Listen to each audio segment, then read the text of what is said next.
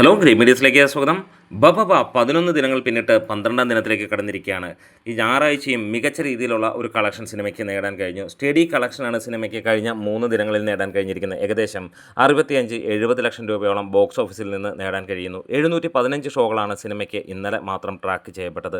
33,000-നടുത്തുള്ള ടിക്കറ്റുകൾ വിറ്റുപോയപ്പോൾ 20% ഓക്യുപ്പൻസിയിൽ സിനിമയ്ക്ക് നേടാൻ കഴിഞ്ഞത് 49,82,000 രൂപയോളമാണ് ട്രാക്ഡ് കളക്ഷൻസ്. അതായത് സിനിമ 60-65 ലക്ഷം രൂപ ഇന്നലെയും നേടാൻ കഴിഞ്ഞു എന്നുള്ളതാണ്. കേരള ബോക്സ് ഓഫീസിൽ നിന്ന് സിനിമ ഇതിനോടകം തന്നെ 25 കോടി കടന്നിരിക്കുകയാണ്.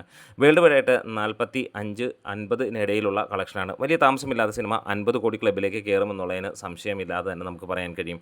ഇതിനോടകം തന്നെ 14,000-ന് മുകളിലുള്ള ഷോകളാണ് സിനിമയുടേതായി ട്രാക്ക് ചെയ്യപ്പെട്ടിട്ടുള്ളത്.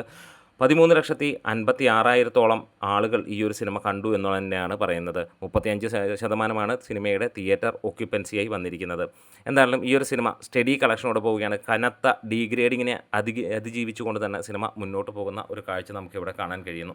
ദിലീപ് ഒപ്പം മോഹൻലാലും അഴിഞ്ഞാട്ടം തുടങ്ങിയ ഈ ഒരു ചിത്രം അഴിഞ്ഞാട്ടം തന്നെയായിരുന്നു എന്നുള്ളതാണ്. വിവിധ ജോണറുകളിലുള്ള സിനിമകളാണ് ഈ ഒരു ക്രിസ്മസ് സീസണിൽ വന്നിരിക്കുന്നത്. ഇതിലൊരു അടിച്ചുപൊളി സിനിമയായിട്ട് തന്നെ വന്നിരിക്കുകയാണ്. അതിനെ പ്രേക്ഷകർ ഇരുകൈയും നീട്ടി സ്വീകരിക്കുന്ന കാര്യങ്ങളും നമുക്ക് കാണാൻ കഴിയുന്നു. ഓരോ സിനിമയും വ്യത്യസ്തമായത് തന്നെയാണ് ഇക്കുറി ഏറ്റവും മനോഹരമായിരിക്കുന്നത്.